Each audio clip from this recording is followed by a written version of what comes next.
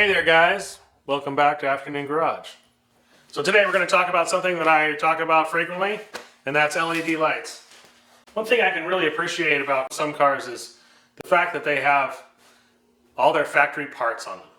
You know, I know back in the 80s and the 90s it was a real popular thing to, they go and change these lights and they put, chrome lights with clear lenses down here, or I've seen trucks with blacked out lenses all over the place, or people put tint on these things, and I think it's all in an effort just to be different.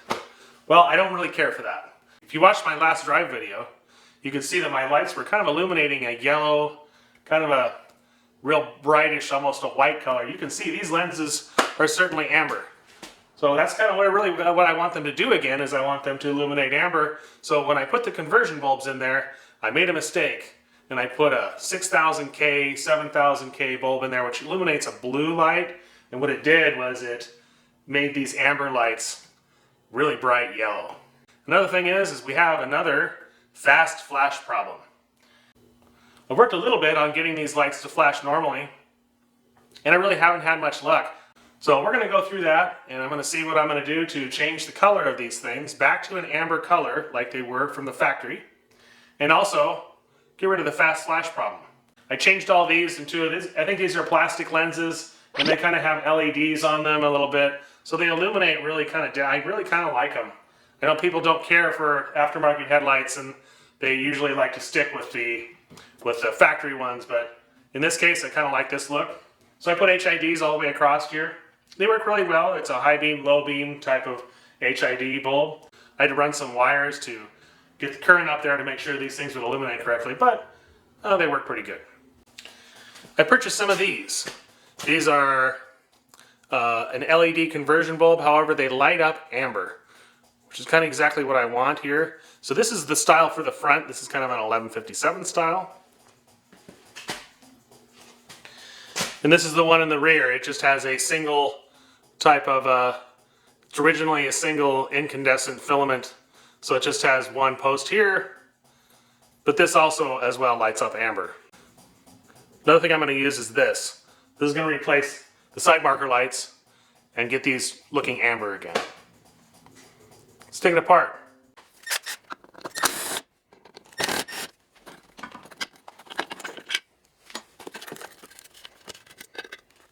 So you can see this light that I chose pretty much illuminates like a blue color. I would call that a 6000K color temperature right there.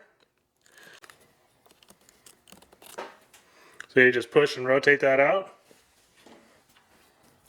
Put this new one in. Here's a product I like to use. It's a dielectric bulb grease. Believe it or not, yeah, they call it bulb grease.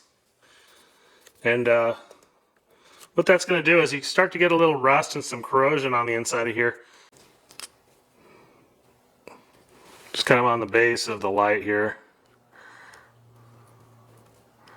This is just going to prevent corrosion from happening. Then on the contacts on the end.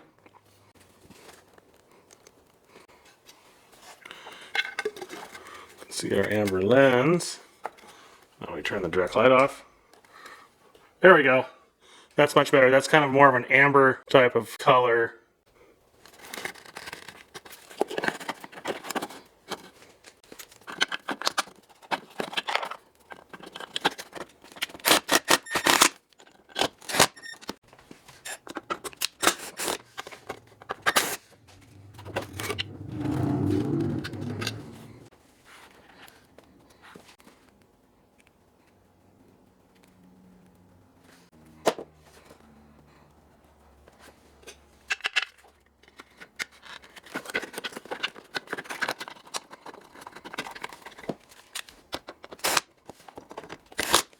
Alright, as you can see, that's looking much better.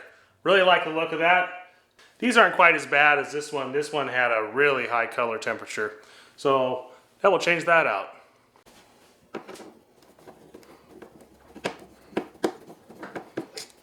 These are very small screws, and I would recommend not using an impact wrench on there. You'll strip them out or possibly damage the plastic inside of here.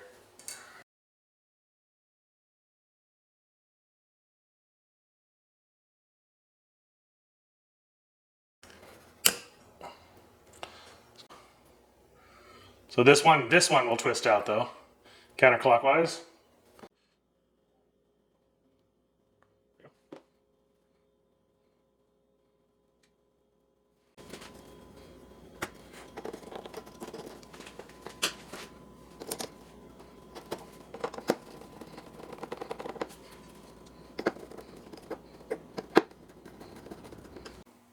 So back here at the rear of the car, you can see that the red lights aren't doing the same thing that the amber ones were. They're just kind of illuminating red. But more importantly, I noticed, why is that on? That shouldn't be on.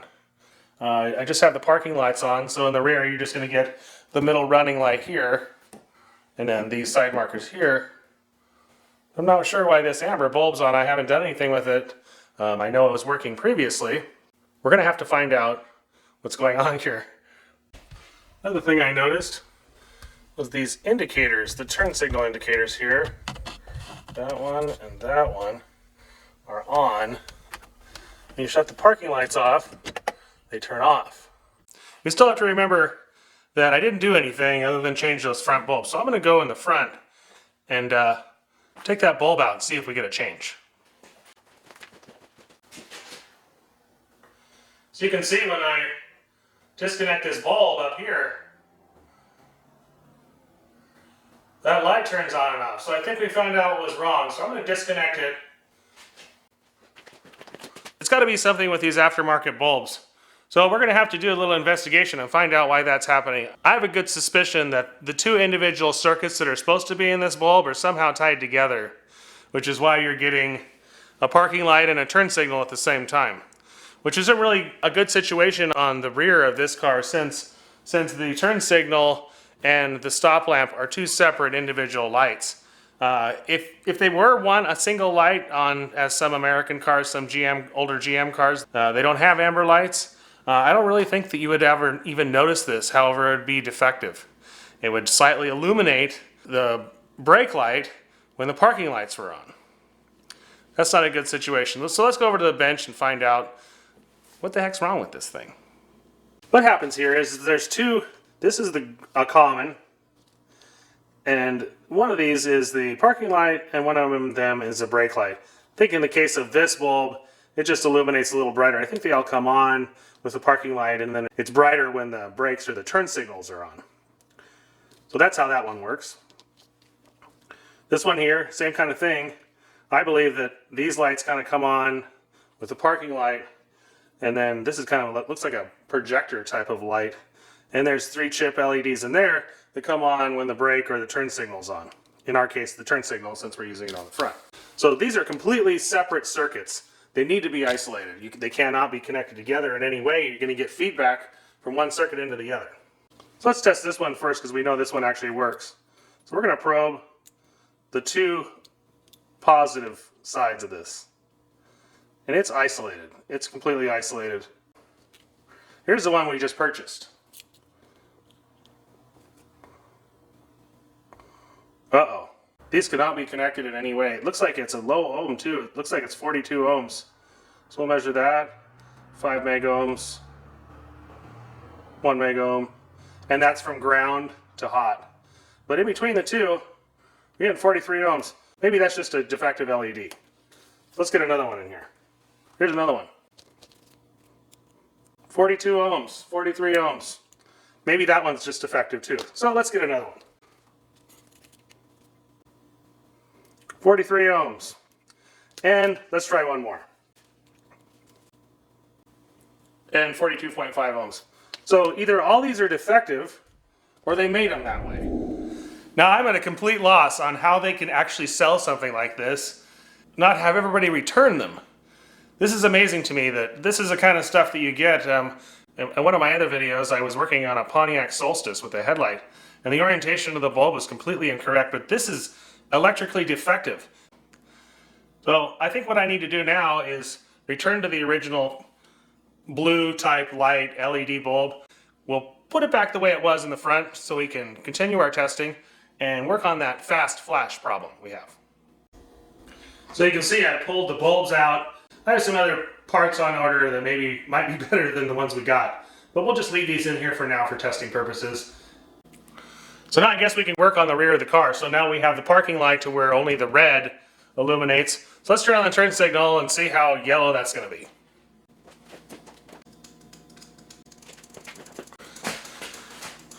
So you can see that's pretty bright yellow.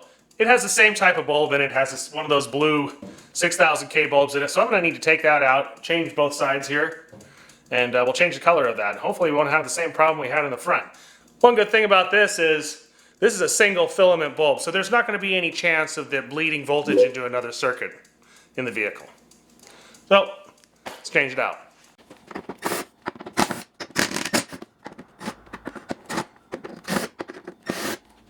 One of them won't come out, so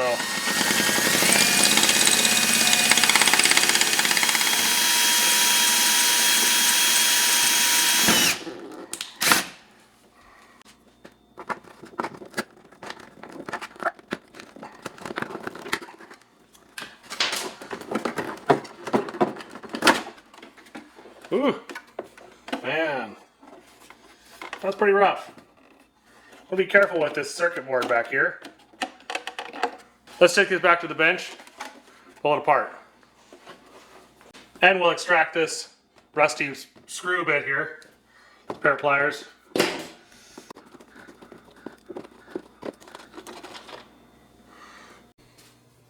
All right, here we have the Delorean light housing. And how this works is, I'll lift up on this tab on the end. Be very careful with this. It's all plastic from 1981. And then it just needs to slide this way.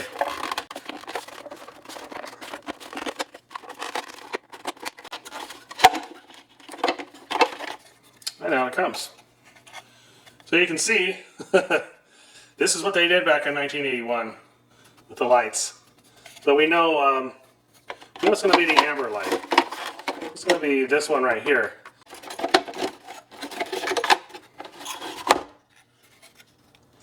Just unscrew this. This is one of those blue lights again. Don't forget the bulb grease.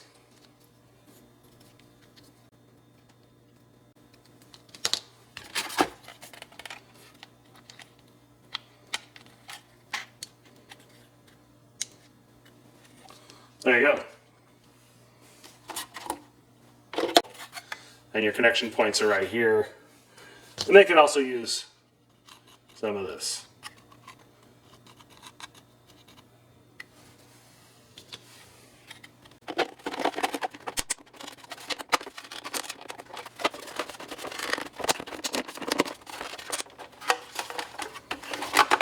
All right, let's go put it back in.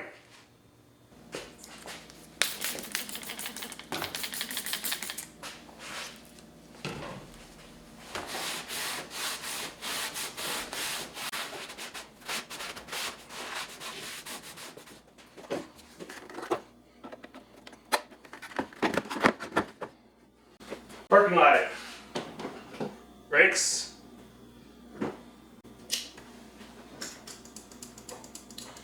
and an amber turn signal. Looks pretty good. Put it back together.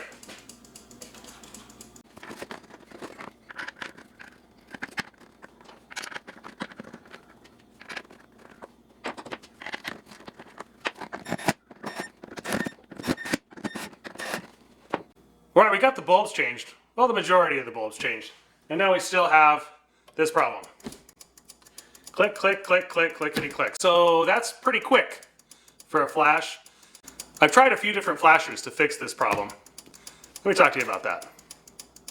I have a couple different examples here. Here's an LED flasher. It has a little circuit in there. This happens to be a 2-prong, and unfortunately has no business in a Delorean. Same with this one here.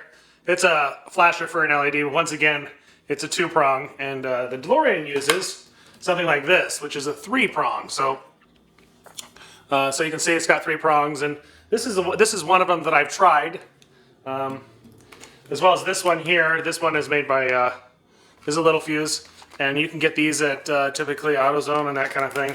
So here it is. It's a 3-prong flasher, and if you take it apart, you're going to see a relay in there. You're going to see some kind of a timing IC and that kind of thing. So I went and tried this, and this doesn't do any better than the original Lucas one that's in here. Lucas is a British electrical component maker that doesn't have a very good reputation for building robust parts. So I went ahead and I tried this one. So this is the one I tried. It's a heavy duty 3-pole flasher, LED flasher. Has the same pin out as the one that I'm using here, but it has this. It has a ground, so that the ground is sourced separately. So I figured, you know, this one will work pretty well. Put it in, ground it, and it'll be able to actually take the 12 volts and be able to switch. Well, when I use this one didn't work any better than the one that was in there either. So I have 3 now, the one in the vehicle, this one here that doesn't work. It says FLR 760, this one here that doesn't work. And then this one here, this is EF33RL. However, this is the one that shows up on a lot of part sites for the Delorean and says it'll work. Didn't work for me, for whatever reason. So I have another one I'm going to try here. This is the one I kind of looked online, and people say they had good success with this one on other vehicles. You know, there's not a whole lot of information about specifically DeLoreans out there. So I'm going to go ahead and try this one. This is a EP35 electronic flasher. So this will be the 4th flasher that I've had in here, and we'll see if it fixes the problem. This is the original flasher here, and this bracket here doesn't belong here, so I don't know who put this on there. It's kind of screwed on there a little bit with a nice great big star washer. We'll change this out. We have our new EP35 flasher. Change this out, it's pretty easy. Just pull out the old one and put in the new one. There is not a ground wire on this. However, there's a slot there that you could mount a tab to.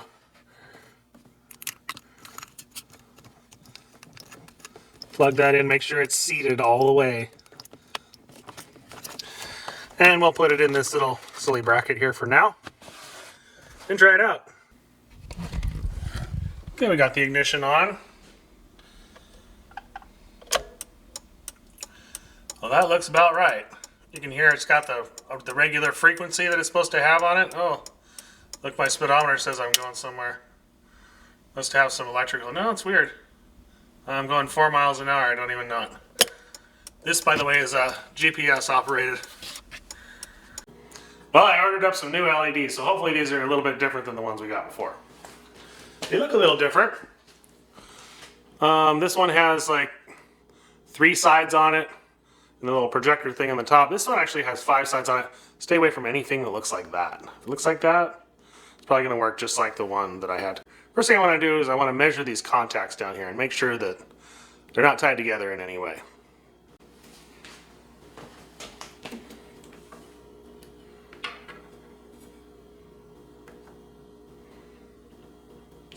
See by that meter reading, it's infinity. I initiated a refund for these. They refunded my money immediately, which generally doesn't happen.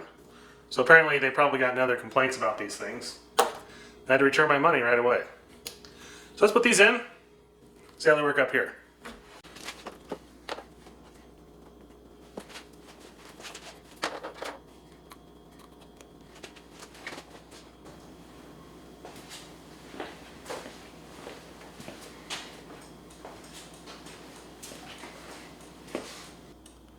Back here, everything looks nice and amber as well. And we took care of that fast flash problem we had. Alright, these look a lot better. In fact, these are way more amber than the other ones were, so I'm kind of happy about that because it kind of turns to kind of an orange color. Fix that, fix the taillights, and got the flasher working. So the most important thing to take away from this video is don't trust the parts you get. Parts you get, yeah, they're new. But are they going to work? Maybe not. I've learned throughout the years not to trust anything. And in fact, I recommend if you can refurbish something and turn something back into working order, you're much better off doing that than ordering something out of China, something aftermarket, something that doesn't quite fit right, and you're going to just toss away the original equipment one, which is usually going to be the best thing you can get anyway. So if you like this content, please subscribe.